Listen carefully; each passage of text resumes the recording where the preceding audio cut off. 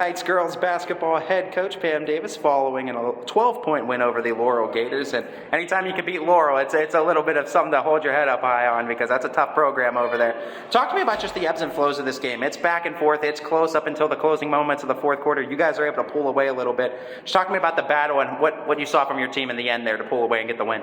Well, I told my team that their record is deceiving, that they play an elite schedule. They've only lost a few games by a couple points, so it could have been the other way around. But we knew that they were going to come for us. The big thing is that we haven't seen man-to-man pressure in quite a number of games, so it was a little bit difficult for us to get adjusted right away, and then it kind of went out. We knew it was going to be a game of runs, and we were trying to wear them down over time. But both benches actually were in deep foul trouble, and they ended up having a couple girls foul out toward the end. When we talk about this game too, I was saying I feel like the rebounding battle was intriguing in this one, because it was a battle, it felt like, on the glass all night. Kathleen Jones, I feel like more than once came up big for you in big boards, second chance points, put back buckets too. Talk to me about just her presence in the paint tonight and what she did for your team.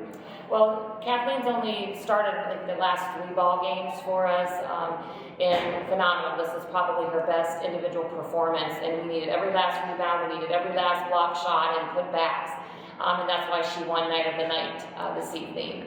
The other one, too, big scorer for you was Zig. She came up with 20 points, but a lot of points in those closing minutes, too, and some really big buckets to help kind of seal the deal in this one, too. Just talk to me about what Zig's ability, but your whole entire team's ability, what gives them that ice in their veins to go out there and just win the game for you when it comes to crunch time. Well, Zig was in foul trouble at the beginning of the first half, so she sat the entire second quarter.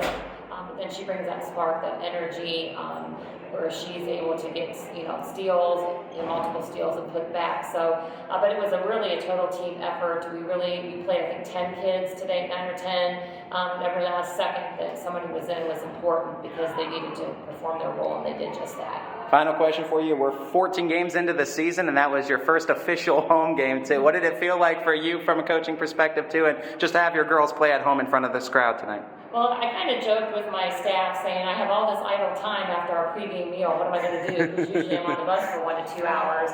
But it was nice for their student section to kind of support their friends. It was a rocking gym on both sides, and so I was glad that we were able to pull out the win.